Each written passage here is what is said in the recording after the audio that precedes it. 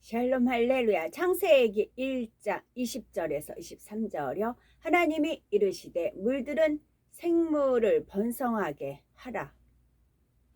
땅 위 하늘의 궁창에는 새가 나르라 하시고 하나님이 큰 바다 짐승들과 물에서 번성하여 움직이는 모든 생물을 그 종류대로 날개 있는 모든 새를 그 종류대로 창조하시니 하나님이 보시기에 좋았더라. 하나님이 그들에게 복을 주시며 이르시되 생육하고 번성하여 여러 바닷물에 충만하라. 새들도 땅에 번성하라 하시니라.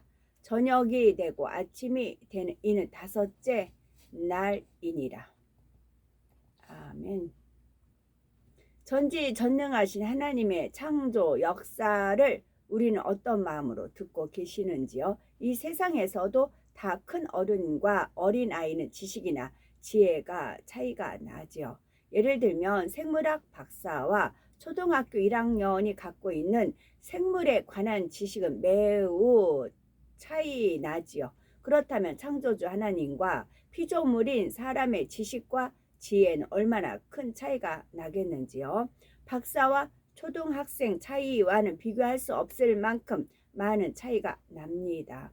고린도전서 1장 25절에 하나님의 미련한 것이 사람보다 지혜 있고 하나님의 약한 것이 사람보다 강하니라 말씀하셨습니다. 이사야 55장 8절 9절에는 여호와의 말씀에 내 생각은 너희 생각보다 다르며 내 길은 너희 길과 달라서 하늘이 땅보다 높음 같이 내 길은 너희 길보다 높으며 내 생각은 너희 생각보다 높으니라 하셨죠. 따라서 하나님께서 이루신 창조 역사를 인간의 지식으로 이해하는 데에는 한계가 있습니다. 마치 생물학의 전문 서적의 내용을 초등학생이 이해하기 어려운 것과 같지요. 만일 초등학생이 자기가 가진 지식을 총동원해서 전문 서적의 내용을 설명한다고 해봅시다. 책 속에 나오는 그림들만을 보고 자기 생각대로 설명을 한다면 그 설명이 맞을 리가 없지요. 이렇게 설명하는 어린아이를 박사의 입장에서 본다면 그저 우스울 뿐입니다. 그런데 실제로 많은 인생들이 하나님께서 창조하신 만물을 보면서 어린아이처럼 생각하고 말하고 있지요. 예를 들면 생물의 기원에 대해서도 지식의 조각들을 억지로 짜 맞춰서 이랬을 것이다 라는 이론을 만들죠. 그냥 하나님께서 창조하셨음을 믿으면 될 것을 자신의 마음에 하나님 두기를 싫어하여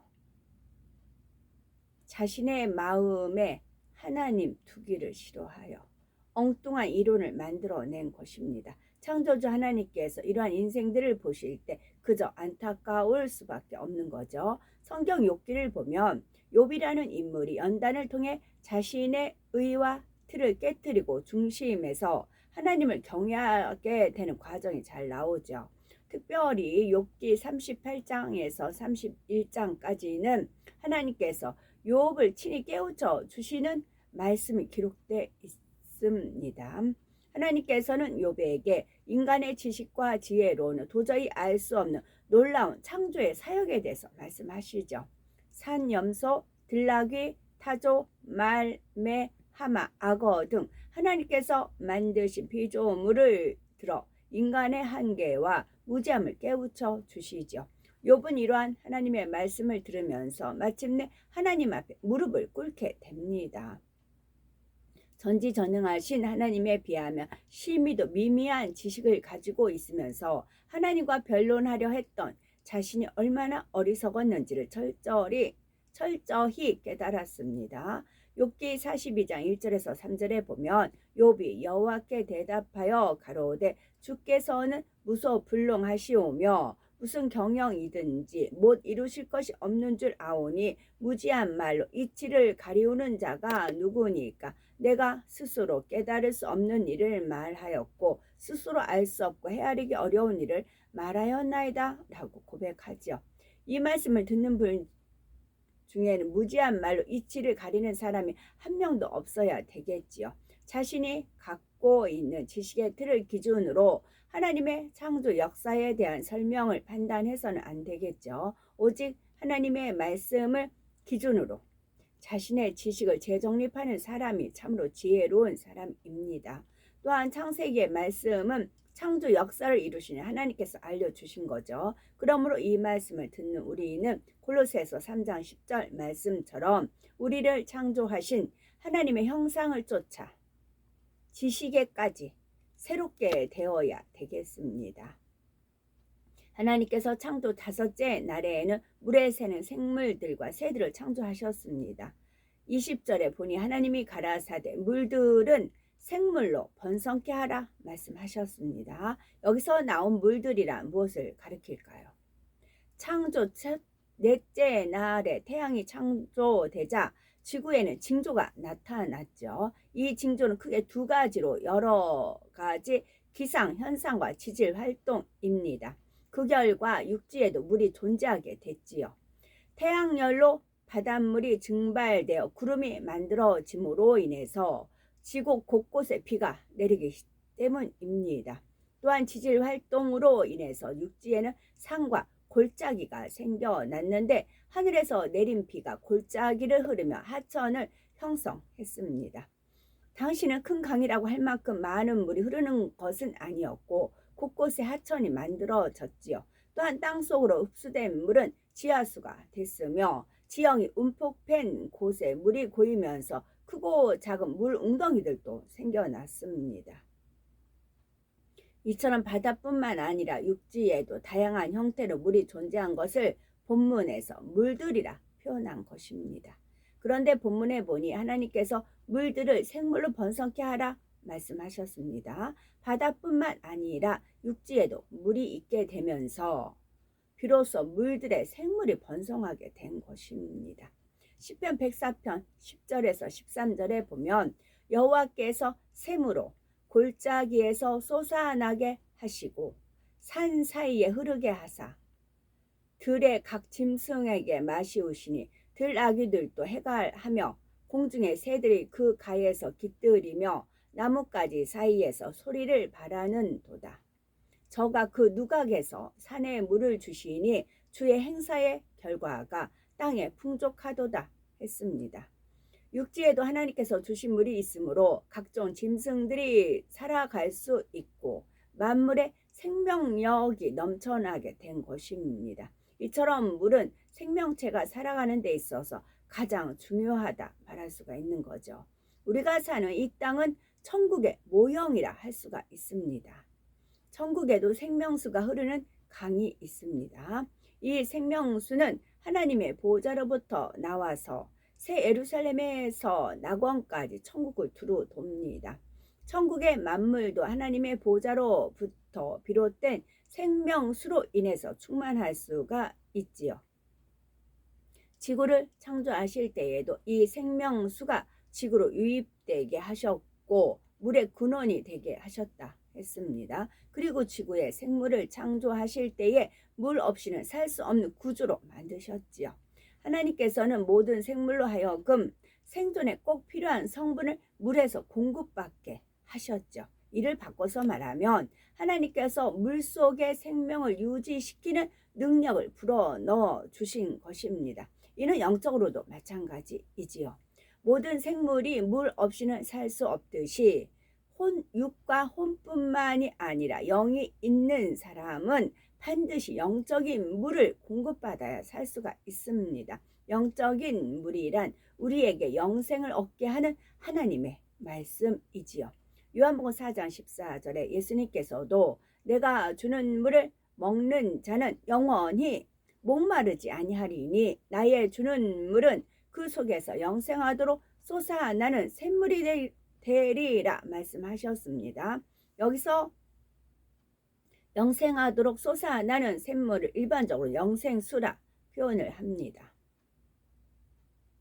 우리 예수님은 하나님의 말씀이 육신을 입고 이 땅에 내려오신 분이죠. 그러므로 예수님께서 이루시는 말씀은 모두 생명의 말씀입니다. 우리 사람은 이 생명의 말씀, 그 영생수를 마시지 않으면 결코 영원히 살 수가 없습니다.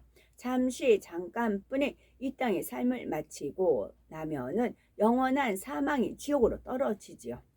디모데후서 3장 15절에 보니 성경은 하나님의 말씀은 능히 너로 하여금 그리스도 예수 안에 있는 믿음으로 말미암아 구원에 이르는 지혜가 있게 하느니라 했습니다. 사람은 영을 가진 존재이기에 영적인 물인 하나님의 말씀을 공급받아야만 영생을 얻을 수가 있습니다. 또한 세상에서 아무리 많은 것을 가져도 하나님의 말씀이 없는 사람은 여전히 그 마음이 공허함을 느끼지요. 세상에서 가장 높은 지위에 오른다 해도 그 마음에 하나님의 말씀이 없는 사람은 여전히 마음이 허전합니다. 세상에서 많은 지식을 쌓았다 해도 그 마음에 하나님의 말씀이 없는 사람은 여전히 마음에 풀리지 않는 답답함이 있습니다. 역으로 말하면요, 우리가 영생을 얻으려면 영적인 분이 하나님의 말씀을 공급을 받아야 됩니다. 반대면 원수마귀 사단은 우리한테 영생을 취하는 걸 원치 않죠. 지옥으로 끌고 가기를 원하죠. 그러면 같은 하나님 말씀을 말은 하나님 말씀이라고 하는데 거기에 무엇을 섞을까요? 수은이라고 하셨어요. 하나님께서 수은을 섭취하게끔 한다고 하셨어요. 수은은 이게 미묘하게 섞으면 수은 증상이 이렇게 처음엔 안 나타난다면서요. 장기간 그 수은을 섭취했을 때의 신경이라든가 모든 게 마비가 되는 그런 것이 있지 않을까요? 퍼즐 조각에 수은이라는 게 있었거든요. 제가 정확하게 검색은 안 해봤지만 수은 중독이라고 하셨어요. 수은 중독. 알게 모르게 수은 중독을 시킨다 그랬거든요. 그 이제 그 물숫자로 쓸 수도 있겠죠. 하나님 말씀인데 거기에 약간 독이, 그게 장기간 복용했을 때는 마비가 되는 겁니다. 수은 중독을 시킨다. 이제 풀은 이제 양들을 풀을 먹일 때 독초를 먹인다는 표현을 쓰셨어요. 독초. 그런데 이제 하나님 말씀에 동물을 먹인다고 하진 않을 거 아니야. 금세 독을 딱 먹으면 우리가 거부 반응이 일어나잖아요. 그러니까 이제 그런데 수은 중독 시킨다고 했거든요. 수은 중독. 장기간 그런 수은 중독을 돼서 물을 하나님 말씀을 먹어버리면은 영생을 얻지 못하죠. 신경이 마비가 되는 거죠. 원수마귀 사단이 그런 방법을 쓰는 것입니다. 같은 하나님 말씀을 쓰죠. 예수라는 이름을 걸고 성령이라는 걸 걸고 그러죠. 사도신경하고 주기도문하고 다 한다고 그러잖아요. 또 찬송가도 하고 그러잖아요. 나무아비탑을 관세음보살을 하는 거 아니잖아요. 성모 마리아님하고 이렇게 이제 찍고 그런 거 아니잖아요. 그런데 수은 중독을 시킨다고요. 사람들 하여금. 그래서 마비를 시켜서 판단 능력을 못하게끔 한다고요. 또 그렇게 되네요. 사람들이 갖고 있는 모든 문제의 원인은 영적인 물인 하나님의 말씀이 없는 데 있습니다. 사람은 영을 가진 존재로서 영적인 물을 공급받아야만 살 수 있도록 애초에 그렇게 창조됐기 때문이지요. 그러므로 우리는 모든 문제의 답을 하나님의 말씀 속에서 찾아야 되겠죠. 사슴이 시냇물을 찾기에 갈급함 같이 사모함으로 하나님의 말씀을 찾고 마음의 양식 삼아야 되는 것입니다. 20절에도 보면 하나님께서 땅 위 하늘의 궁창에는 새가 나르라 말씀하셨습니다. 땅 위 하늘의 궁창, 우리 눈에 보이는 육의 하늘, 곧 대기권을 의미합니다. 넷째 날까지의 창조 역사로 인해 대기권도 안정이 되었습니다. 하나님께서는 생명체가 호흡하기 알맞은 대기 환경을 만드신 후에 모든 새를 종류대로 창조하셨죠. 22절에 보면 물고기들에게 생육하고 번성하여 여러 바다물에 충만하라 하셨습니다. 물고기가 창조될 때 이미 바다는 하나가 아니요 여러 개가 되었음을 알 수가 있지요. 하나님께서 창조 셋째 날 바다와 육지를 만드실 때는 바다도 하나요 육지도 하나였습니다. 바다는 북극을 중심으로 형성되었고 육지는 남극을 중심으로 하나로 연결되어 있었죠. 넷째 날 해, 달, 별들이 창조된 후 지구가 스스로 운행하면서 징조가 나타나기 시작했다 했습니다. 하나였던 지구의 육지는 해와 달 사이의 복합적인 힘의 작용으로 인해 여러 개로 쪼개지고 나눠지기 시작했습니다. 그런데 창조 다섯째 날에 이미 바다가 여러 개가 된 것입니다. 바다가 여럿이 되면서 육지가 먼저 여러 개로 나뉘어야 하지요. 이러한 역사가 창조 넷째 날부터 다섯째 날 사이 짧은 시간에 이루어졌지요. 하나였던 육지가 여러 개로 분리됐고 어떤 곳은 아예 육지에서 떨어져 나와서 큰 섬이 되기도 했습니다. 이로 인해 바다도 여러 개가 되었죠. 과학자들은 이 역사가 수천만 년에 걸쳐 이루어졌다고 말하죠. 하나님께서는 창조 넷째 날부터 다섯째 날 사이에 이 과정의 많은 부분이 진행됐다 하셨습니다. 근본의 빛으로 둘린 영의 공간 안에서 영의 시간의 흐름을 타면 얼마든지 짧은 시간에도 가능한 일입니다. 창조 다섯째 날의 육지와 바다의 모양이 지금과 똑같았던 것은 아닙니다. 다만 지금처럼 5대양 6대의 줄을 이루는 기본적인 틀이 마련되었지요. 하나님께서는 6일 창조 역사 동안에 인생들에게 가장 좋은 환경이 조성되도록 기본적인 틀을 정하셨습니다.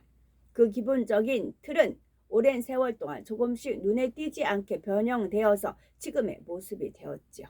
수은 중독도 그래요. 눈에 띄지 않게, 알게 모르게 수은 중독을 시켜가는 겁니다. 하나님 말씀에 수은을 첨가하는 겁니다. 그로 인해 생물들은 크게 영향을 받지 않은 것입니다. 만일 이미 창조 역사가 다 마쳐진 후에 대륙에 갈라지거나 크게 이동한다면 그 속에 살고 있던 생물들은 어떻게 되겠습니까? 급속한 환경의 변화로 인해 살아가기 힘들죠. 예를 들어 펭귄은 주로 추운 극지방에 삽니다. 또한 원숭이는 대부분이 적도에 가까운 열대 지역에 살지요. 이처럼 각 동물에게는 살기에 적합한 기후가 있는 것입니다. 바다에 사는 물고기도 마찬가지이고요. 바닷물의 온도에 따라 많이 잡히는 어종이 다른 것만 봐도 알 수가 있습니다. 모든 동물과 식물은 그들이 살기에 적합한 환경이 있습니다. 이처럼 생물이 살기에 적합한 환경을 제공하는 육지와 바다의 기본적인 틀은 이미 다섯째 날의 창조 역사 전에 맞춰졌지요. 21절에 보면 하나님이 큰 물고기와 물에서 번성하여 움직이는 모든 생물을 그 종류대로 날개 있는 모든 새를 그 종류대로 창조하시니 하나님의 보시기에 좋았더라 했습니다.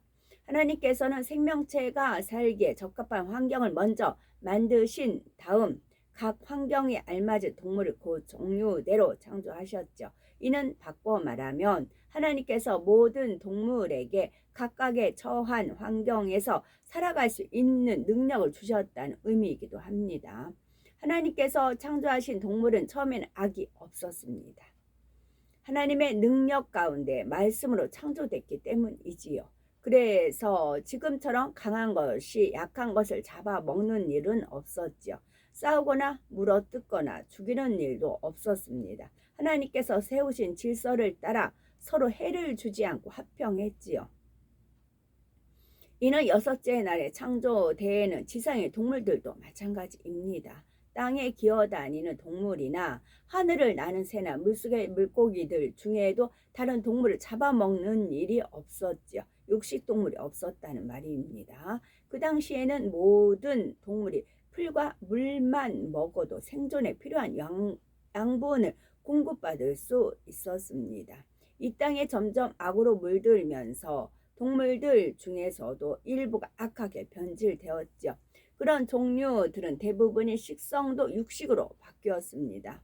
인간 경작이 끝나고 천년왕국이 시작되면 변질됐던 이 땅의 모든 환경은 처음 창조 당시로 회복이 됩니다. 그래서 동물들도 다시 악이 없는 온순한 상태로 바뀌는 것입니다.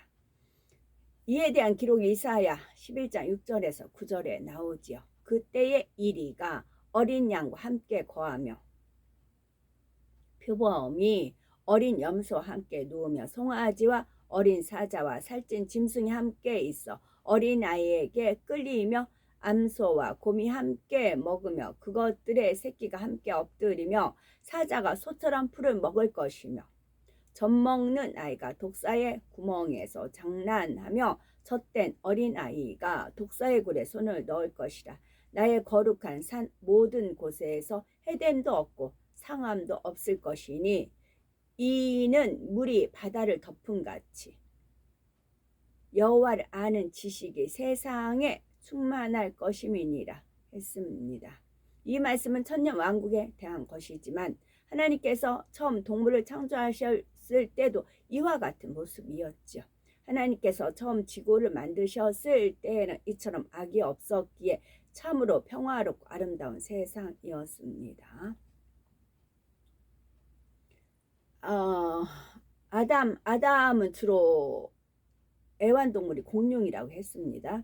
아담의 애완동물은 공룡이었고 하와는 뱀이었습니다. 뱀도 크고 작고 여러 가지 뱀이 있겠죠. 그 이제 구렁이가 큰 뱀이 있잖아요. 엄청 큰 뱀들 아프리카에 나오는 뱀이 있어요. 그러면 뱀이 나무에 쭉 이렇게 누워 있다고 해봐요. 그러면 미끄럼틀이 되는 겁니다. 나무는 울퉁불퉁하는 그런 게 있잖아요. 나무 그 겉에가. 근데 뱀은 매끄러워요. 그리고 찬란하게 그 빛깔이 예뻐요. 뱀이 쭉 그 나무에 쭉 기대고 누워 있어요. 그러면 하와가 올라가서 뱀을 쭉 타고 쭉 내려옵니다. 그리고 이제 뱀 등에 태워가지고 쭉 나무 올라가고 미끄럼틀이라든가 모든 것이 뱀이 또 이제 하와 몸을 싹 감쌉니다. 그렇기 때문에 그 아라비안 나이트 근데 보면은 피리피리 불잖아요. 그럼 거기서 바구니에서 코브라죠. 고개 쭉 빼 코브라 이렇게 하면서 이렇게 나오잖아요. 그러면서 그 피리에 따라서 막 이렇게 춤을 추잖아요. 그게 원래 그랬었다고요. 근데 이제 사단의 사주받고 저주받고 해서 이렇게 변질이 돼. 근데 그게 회복이 된다고요. 그래서 그 독사 뱀이 어린아이가 독사에 그 손 놓고 한 것이 독이 빼면 저주에서 풀리면 만물이 다 저주에서 풀리길 고대하고 있잖아요. 지금 서서히 그 작업을 지금 하나님께서 하시는 중이시고요. 원수마귀 사단이 말씀에 수은을 넣어서 사람을 중독을 시키듯이 하나님도 우리를 새로운 피조물로 만물을 다 그렇게 하시는 겁니다. 똑같이 그들이 한 만큼 하나님도 하시고 또 하나님 하는 거 보고 또 쌤나서 또 그들이 또 악을 하고 그런 겁니다. 그래서 그런 거를 이제 그냥 하나님께서 가능하겠다. 얼마나 행복하겠어요. 뱀처럼 매끌매끌하고 막 이렇게 쓰다듬어도 좋고 갖고 놀기 아주 좋을 거 아니에요. 애완동물로는 뱀처럼 독이 없고 악이 없고 변질되지 없고 그러면 그래서 클레오파트라가 죽을 때 그 이제 가설인지 뭐 그건 모르겠어요. 근데 목욕탕에 독사를 풀어놔가지고 독을 해서 뭐 그런단 말이 있고 아니들 그 뱀으로 인해서 죽는다 그런 말을 하잖아요. 뱀으로 시작해서 뱀으로 죽는 그런 세계의 그 여인들이 그런 것이 있지 않을까 싶습니다. 하나님께서 창조하신 동물들 중 상당수가 공통적으로 갖고 있는 독특한 본능이 한 가지가 있습니다. 그것은 귀소 본능입니다. 귀소 본능.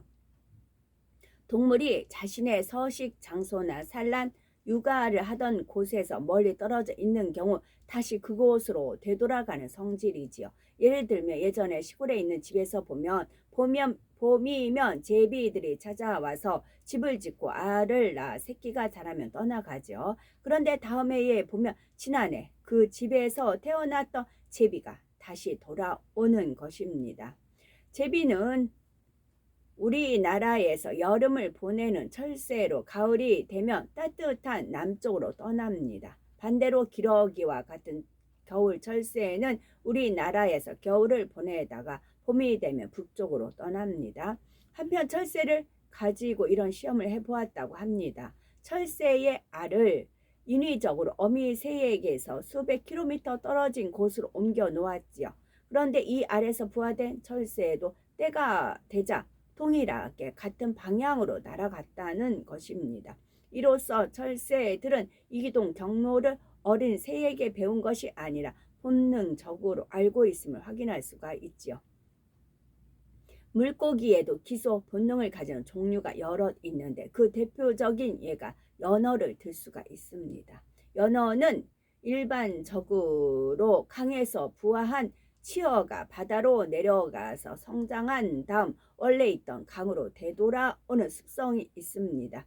바다로 떠난 연어는 3년 내지 6년 정도가 지나면 완전히 성숙해져서 산란을 위해 자기가 태어난 강으로 되돌아오게 됩니다. 대서양 연어의 경우 산란 후 다시 바다로 갔다가 돌아오기를 몇 번 반복하기도 하지요. 또한 바다로 나가는 강물의 길목에 막히면 민물에 적응하는 경우도 있다고는 합니다. 이런 특별한 경우를 제외하고 대부분의 연어는 자기가 태어난 바로 그곳으로 반드시 돌아와서 죽는다는 것이죠. 연어는 드넓은 바다를 몇 년 동안 항해하다가 어떻게 자기가 태어난 강이 있는 곳을 정확하게 찾을 수가 있을까요? 왜 굳이 세찬 물살을 거슬러 올라가면서까지 자기가 태어난 곳을 찾아가는 것일까요? 강물의 냄새를 인위적으로 바꾸거나 연어의 후각신경을 마비시킨 경우에는 회귀율이 현저히 떨어졌다는 연구 결과가 있기는 하답니다. 만일 이것이 사실이라면 연어가 바다에서 지내는 수년 동안 자기가 태어난 강물의 냄새를 잊지 않고 기억한다는 것도 매우 신기한 일이지요. 연어나 철새들이 가진 기소 본능은 진화로 인해 얻어진 것이 아니라 하나님께서 그들에게 주신 것입니다. 그런데 하나님께서는 우리 사람에게도 영적인 기소 본능을 주셨습니다. 하나님께서 모든 사람에게 심어주신 생명의 씨로 인해서 사람에게는 영원한 곳을 사모하는 마음이 있지요. 생명의 씨는 하나님의 근본의 빛을 조금 떼어주신 것으로서 생명의 씨는 하나님을 찾고자 하며 천국을 그리워합니다. 이 생명의 씨가 깨어나 성령의 인도를 받으면 연어처럼 정확하게 본향을 찾아갈 수 있습니다. 그러나 생명의 씨가 깨어나지 않는 영혼은 원수마귀 사단의 주관을 받아 결국 지옥으로 가게 됩니다. 이 생명의 씨가 깨어났다 할지라도 더 자라지 못하도록 수은 중독을 시킨다고요. 히브리서 11장 16절에 저희가 이제는 더 나은 본향을 사모하니 곧 하늘에 있는 것이라. 그러므로 하나님이 저희 하나님이라 일컬음 받으심을 부끄러워 아니하시고 저희를 위하여 한 성을 예비하셨느니라 했습니다. 미물인 연어도 강물을 거슬러 오르는 힘든 여정을 다 이겨내면서까지 본향을 정확히 찾아가는데 하나님의 자녀들은 어떻게 해야 하겠는지요? 우리 영의 근본인 아버지 하나님이 계신 새 예루살렘 성까지 힘차게 오르고 또 오를 수 있으셔야 되겠죠. 스스로 포기하지 않으면 성령의 인도하심을 받아가면 누구나 새 예루살렘 성까지 갈 수가 있습니다. 강물을 힘차게 거슬러 올라가는 연어처럼 우리는 영의 흐름을 타고 아버지 하나님이 계신 곳까지 기쁘게 행복하게 갈 수 있어야 되겠죠. 넷째 날까지의 창조 역사를 통해 대기와 물이 생명체에게 좋은 환경으로 정리가 되자 하나님께서 다섯째 날에는 공중에 새와 물에 물고기를 창조하셨지요. 각자가 처한 환경에서 살 수 있도록 하나님의 능력과 신성을 불어넣어서 각각 종류대로 창조하셨습니다. 창조주 하나님께서 저자이신 성경에는 분명 동물이 각각 종류대로 창조됐다 나옵니다. 진화론자들은 이러한 창조 역사를 믿지 않으려고 하죠. 진화론자들의 주장이 얼마나 논리적으로 모순되며 근거가 없는 이론인지요. 태초에 이처럼 놀라운 창조 역사를 베푸신 하나님이 우리 영의 아버지이십니다. 우리를 창조하셨기에 육의 아버지도 되시죠. 그러므로 우리는 창조주 하나님이 바로 나의 아버지이십니다 라는 영적인 자부심을 가져야 되겠고, 그러한 아버지의 자녀답게 악은 모양도 없고 선하며 능력 있는 하나님의 참 자녀로 속히 변화되어야 되겠습니다. 속히는 빨리도 되죠. 근데 마음속이 변화해야 된다. 그런 말씀이기도 합니다. 아멘.